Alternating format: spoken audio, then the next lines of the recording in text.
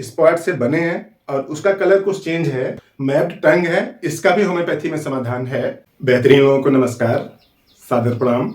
आज इस वीडियो में बात होगी मैप्ड टंग की, यानी ऐसे लोग जिनके टंग पर कुछ एरिया में पैच सा बन गया है। मीन्स उस एरिया का जो कलर है वो नॉर्मल नहीं है, नॉर्मल से हट के कुछ एबनॉर्मल हो गया है।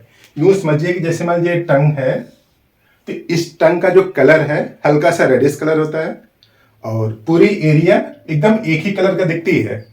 ऐसा नहीं कि यहाँ का कलर कुछ और, यहाँ का कलर कुछ और, या फिर किसी एक लोकलाइज्ड एरिया में कलर चेंज नहीं होता है।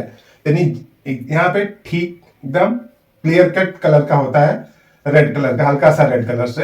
अब ऐसे अगर टच करेंगे तो थोड़ी सी खुरदरी दिखती है। थोड़ी सी खुरदरी दिखना, रेड कलर का होना और पूरी जीभ एक जैसा होना, इन नॉर्मल फीचर्स है, अच्छी बात है, स्वास्थ्य के लिए बेहतर इंडिकेटर है। अनफॉर्चुनेटली कुछ लोगों में एक स्पेसिफिक पोर्शन में कलर चेंज हो जाता है। जैसे इधर का पूरा कलर कुछ और है लेकिन यहां का कुछ कलर चेंज हो गया है, तो इसी को बोलते हैं मैप्ड टंग।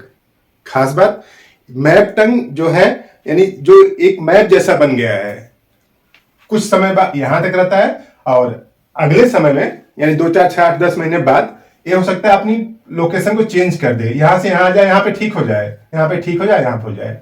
अब आपको लगेगा कि यहां का तो ठीक हो गया, अब यहां हो गया, लेकिन इसी ने अपना स्पेस को बदल लिया है, यानी जगह को बदल लिया है, एक जगह से दूसरी जगह चला गया है। तो सीधी सी बात, मैप टंग है क्या? तो देखिए, पैच ऑन द टंग, जीभ पर एक पैच सा बन गया है। क्यों? Due to loss of normal coating. जो नॉर्मल कोटिंग थी वो खत्म हो चुकी है, तो उसी को बोलते हैं मैप्ड टंग या फिर जियोग्राफिक टंग, दोनों एक ही बात है। और these patch can change their location over time.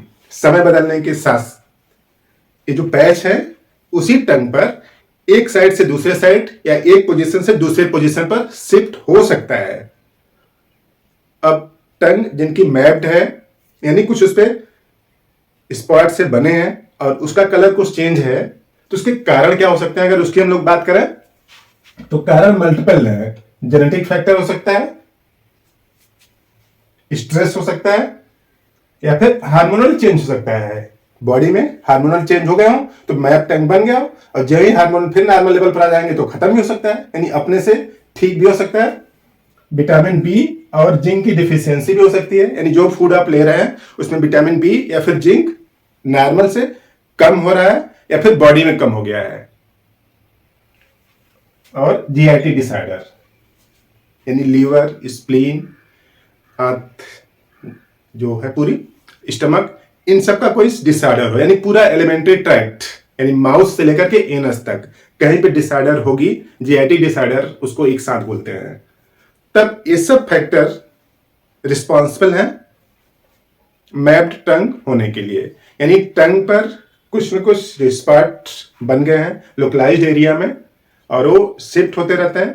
उन सब के लिए यही फैक्टर हो सकते हैं। मैप्ड टंग है, इसका भी होम्योपैथी में समाधान है। कई दवाइयां हैं, उसमें से कुछ बेहतरीन दवाइयों की अगर हम लोग बात करें तो पहली दवा है नेट्राम्योर। नेट्राम्योर देखिए इस तरह से, यहां पे जो टंग है इसके साइड में यहां पे झाग जैसा है। अगर आप पेशेंट की टंग निकलवाते हैं तो हमेशा उसकी जो साइड होंगी दोनों साइड पर यहां पे झाग जैसा है। मैप टंग तो रहेगा ही, यानी कुछ एरिया पर यहां पे जो कलर चेंज है वो तो रहेगा, वो तो सब में है। ये जो चारों मेरे से लिखे हैं सब में है, उसके अलावा क्या हो सकती है उसकी बात हो रही है। यानी मैप टंग तो है ही, उसके साथ साथ जो साइड है यहां पे दोनों साइड में झाग जैसा रखता है। और इनको नमक खाना पसंद है, नमकीन चीजें फेवरेबल है इनकी, और धूप से, सनलाइट से इनकी दिक्कतें थोड़ी सी बढ़ जाती है, इंटेंसिफाई हो जाती हैं। तो जीभ पर कुछ निशान सा है और जीभ के दोनों साइड में, लेटरल साइड में, यानी लेफ्ट भी और राइट में झाग जैसा है। जीभ निकलवा के देखने पर पता चलता है कि झाग जैसा है, और लगता है कि जीभ पर बाल जैसा है, sensation of hair on tongue. अगर ऐसा है तो आप नेट्राम्योर दें। सभी दवा को लेने का तरीका एक ही रहेगा, उसको लास्ट में बताते हैं। और दूसरी दवा है नाइट्रिक एसिड। नाइट्रिक एसिड में क्या है? सेंट्रल फरो है, बीच में पूरा एक लाइन सी बनी है, सेंट्रल फरो है और साइड में क्या है कि छोटे छोटे ब्लिस्टर्स हैं, पिंपल्स हैं, छोटे छोटे फोड़े जैसे बन गए हैं या बन जाते हैं, एक दो इस साइड में हो सकते हैं, उस साइड में हो सकते हैं। तो दोनों साइड में पिंपल जैसे हैं, पेनफुल है, दर्द है, यहाँ पे बीच में फरो है और उसके साथ साथ मैप टंग है।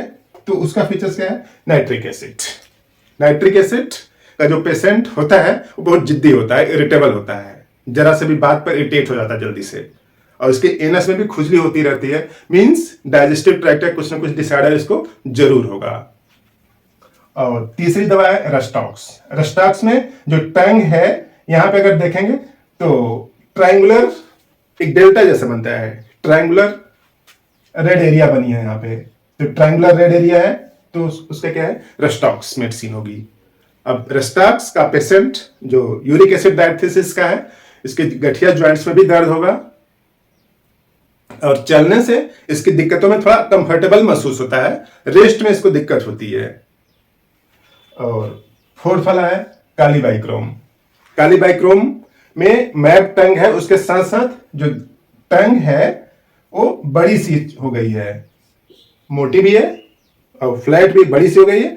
और उसके बड़ी सी होने की वजह से क्या होगा कि उसके टंग पे दांत का निशान होगा, इंडेंटेड, यानी टंग पे दांत का निशान है। क्यों? कि जीभ थोड़ी सी नॉर्मल से बड़ी है और उस वजह से दांत का निशान है उस पर, और फ्लैट है, इंडेंटेड है। इस तरह से कालीबाइक्रोम का फीचर्स है।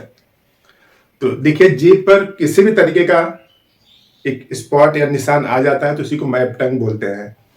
अब यहां पे इस तरह से 4 मेडिसिन है, चारों मेडिसिन के सिम्टम्स अलग अलग हैं। जिस मेडिसिन का सिम्टम्स आपसे मिले उसी दवा को लें। 30 पोटेंसी की दवा लें, 4 बूंद सुबह जीभ पर।